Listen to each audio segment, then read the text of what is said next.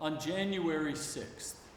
Every year, always on January 6th, we gather to celebrate the Feast of Epiphany. It happens 12 days after the birth of Jesus.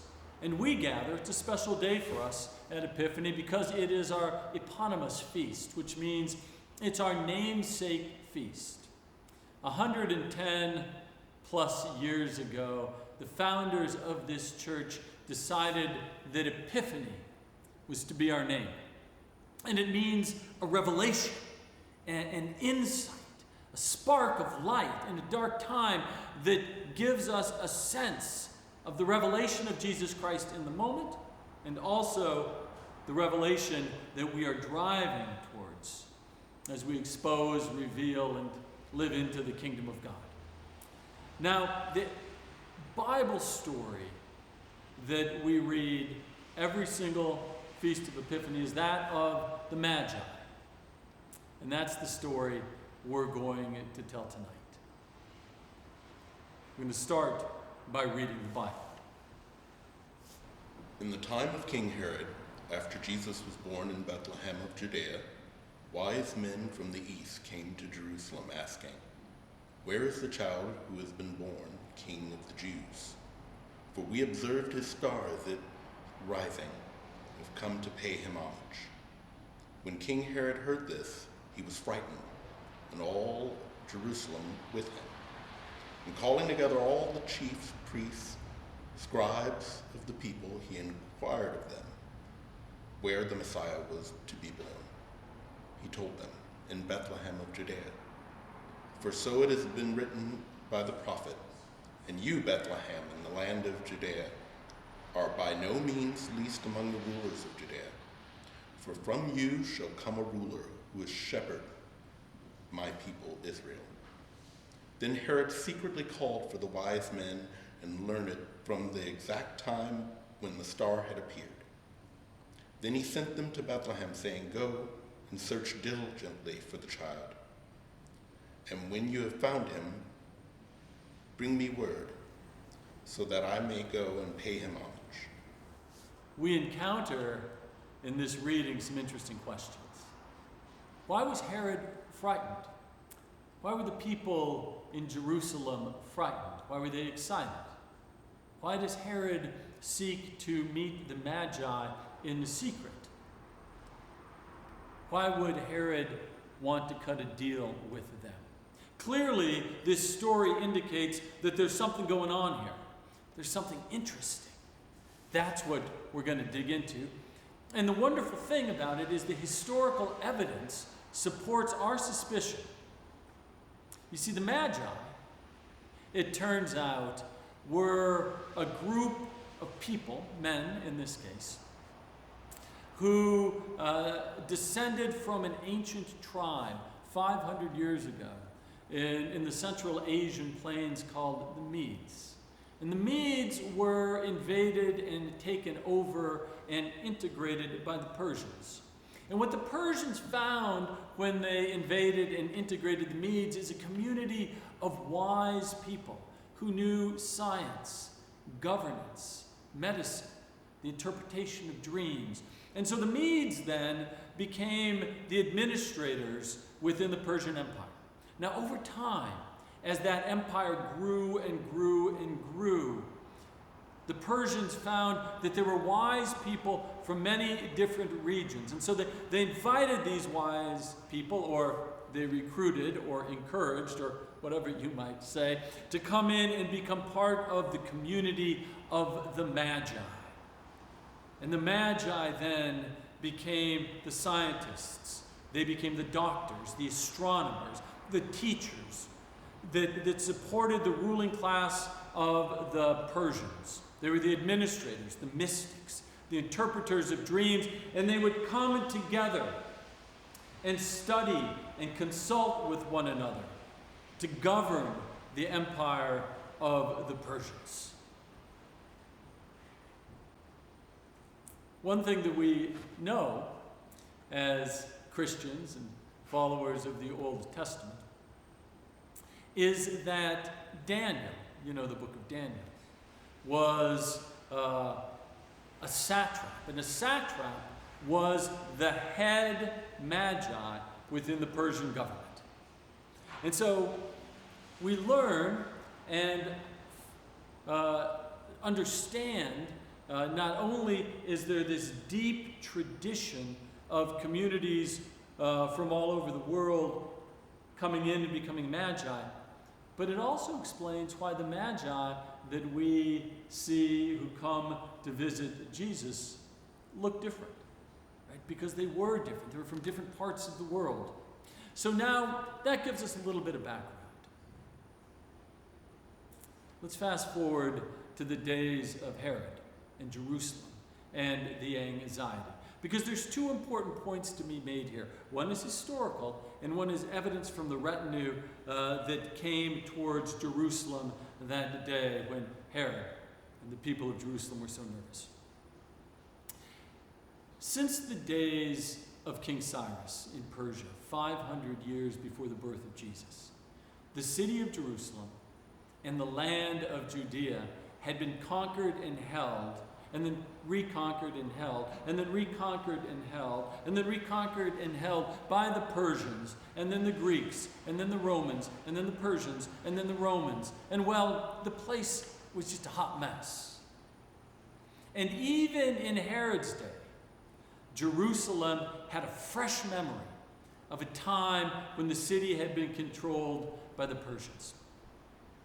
You see, Herod's father, a man named Antipas, ruled Jerusalem under the protection of the Romans. But he was forced to flee when the Persians invaded, and they invaded at a time when there was civil war within the Roman Empire. Julius Caesar had been assassinated. Mark Antony and Octavius were fighting. The Persians came in and invaded Jerusalem. Antipater and his son Herod left. And Herod, who had been close friends of Cleopatra and Mark Antony in Egypt, during the Civil War sided with Octavius. I don't know if he was lucky or sly, but what that meant was after the Civil War had finished and Octavius became Caesar Augustus, Herod was rewarded with a Roman army to go back and take over Jerusalem. And he did, and his army headed back to Jerusalem. But simultaneously, the Persian ruler died. And the Persian army then, instead of taking on Rome, retreated back to Persia to deal with the internal power struggle that was going on. And it was an incredible power struggle. And ultimately, the ruler, a man named Phraates, came to power. And the problem with Phraates was he was a terrible person. And so the Magi, the people that ran the government, that held things together, the senatorial class, if you will, they plotted to overthrow him. And after 2 years of plotting, they succeeded in overthrowing Phraates, and they exiled him, and they placed on the throne Tiridates. But they didn't place Tiridates on securely enough. 2 years after he was placed on the throne, Phraates returned, killed the Tiridates, killed many of the Magi, and caused many more to go underground. So now we're at about 32 BC. And the Magi have gone underground, right? And they have a lot of time on their hands. And they're plotting, and they're planning, and they're studying, and they're praying, and they're doubling down on this role that they held within the government to be the kingmakers. You see, you have to remember the Magi were sort of like the cardinals in the Roman Catholic Church. They were sort of like the community within the Buddhist tradition that went out and found the next Dalai Lama as a child and brought that child back and raised the child to be a ruler. And so the Magi, they were praying. They were praying. They were meditating. They were interpreting dreams. They were studying ancient texts. They were looking to the skies for signs and stars to see, to be prepared to find their next king. And they prayed, and they searched the stars, and they analyzed the dreams. But they also, I am sure of this, they also stumbled across the sacred book of their satrap 500 years ago, Daniel. And what they saw when they studied that text in chapter 12 was a prophecy called the star prophecy. And this prophecy indicated that there would be a ruler in the east that would rise up and rule the world. And that prophecy corresponded with what these Magi were hearing contemporaneously around the world.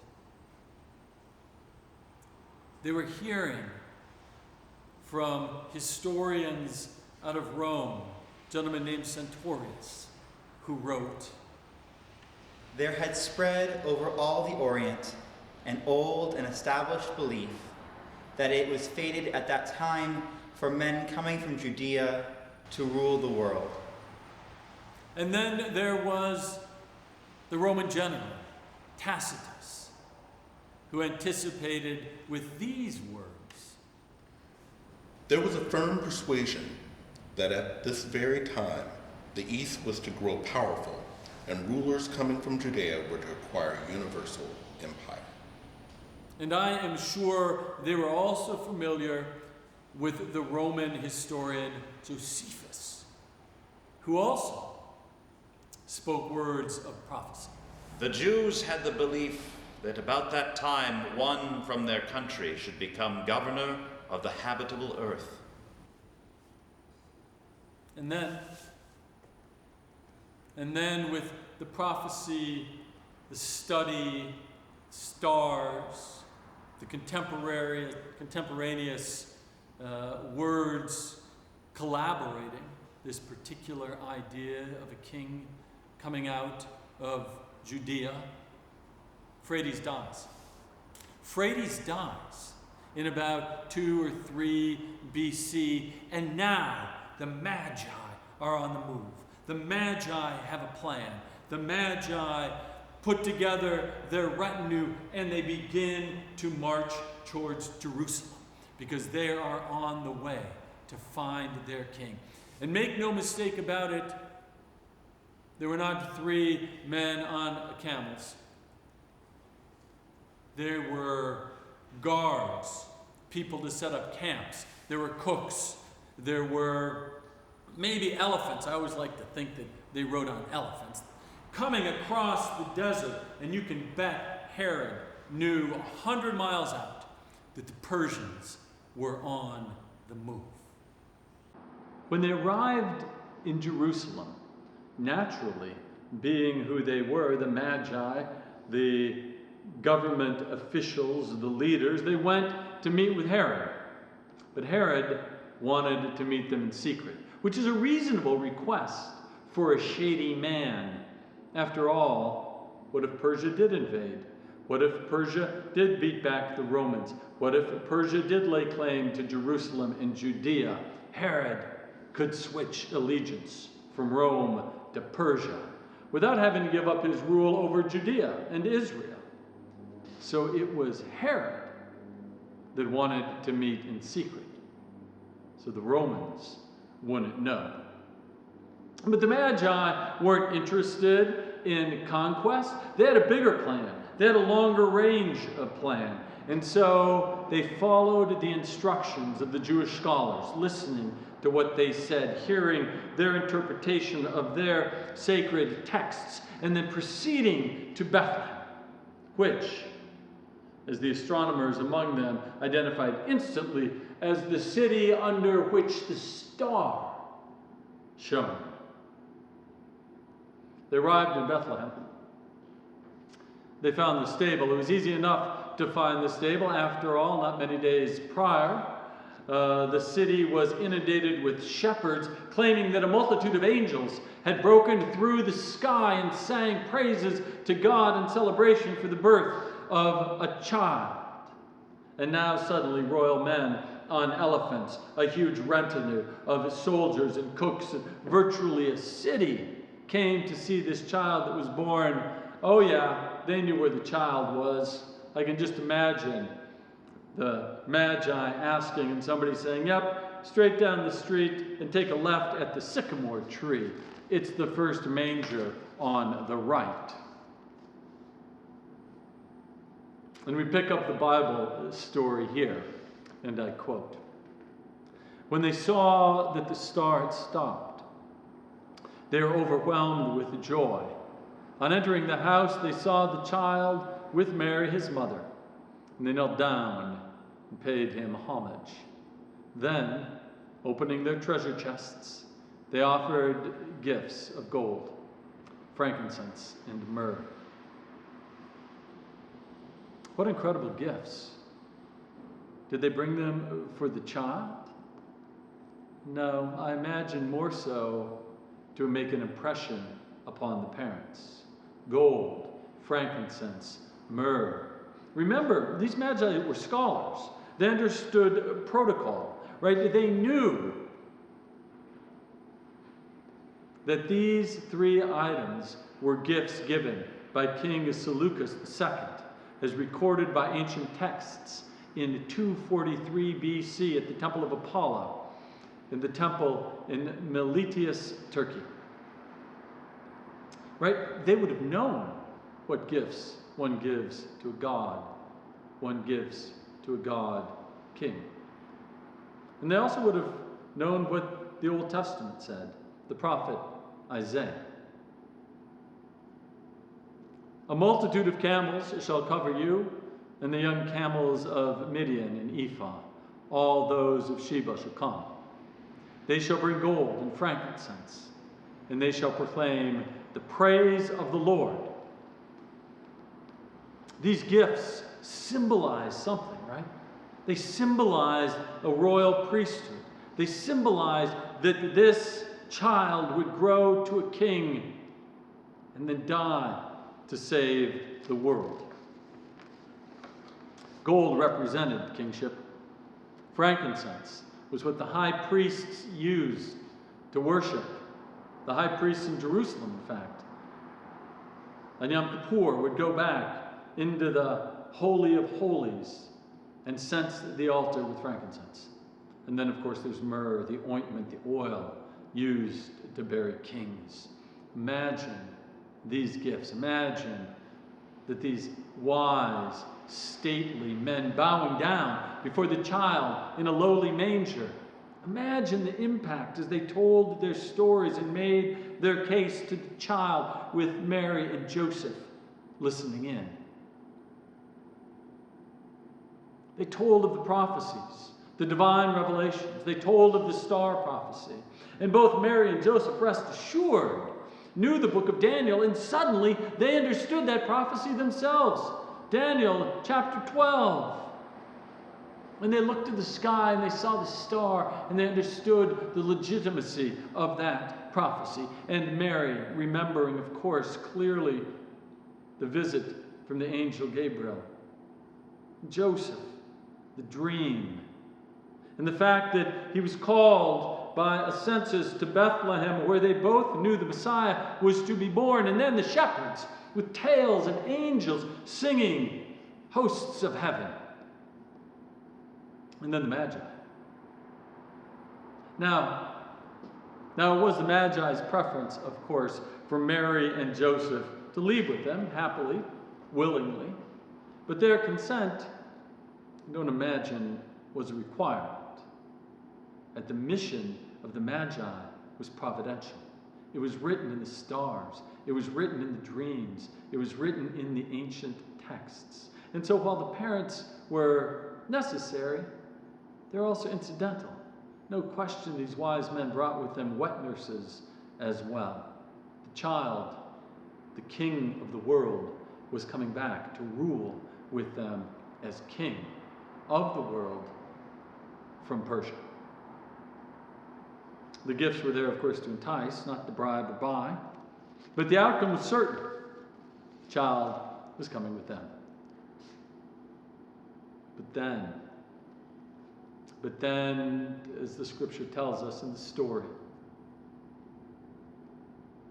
and having been warned in a dream not to return to Herod, they left for their own country, by another road. What a dream that must have been. Imagine the conversation it provoked amongst the Magi. I have to believe, I just have to believe, that this wasn't a dream that one of the Magi had. I have to believe it was a dream that all of them had simultaneously. Right? Because for decades, really, decade upon decade, 32 years or 30 years, they had been preparing to find this child. They'd been studying to understand the prophecy and to put their finger on the king and to find him and to bring him back. And then one night, one moment in time, God speaks to these wise and faithful wise men in a dream. Make no mistake about it, for all their knowledge, at their core, they were men who trusted in God. And when God spoke to them, learning and brilliance aside, their dedication was as men of faith. And so they left by another road. Faithfulness, right? That's the legacy that the light of Jesus Christ illuminated in their lives, and it is what they've handed down to us here at Epiphany. The light that illuminates our life of faith, our community together, and the manner by which we move forward as faithful citizens of the kingdom of God. That is the legacy of this story that I've shared with you tonight. I'm so glad that we were able to share the Feast of Epiphany together. These indeed are such unusual times.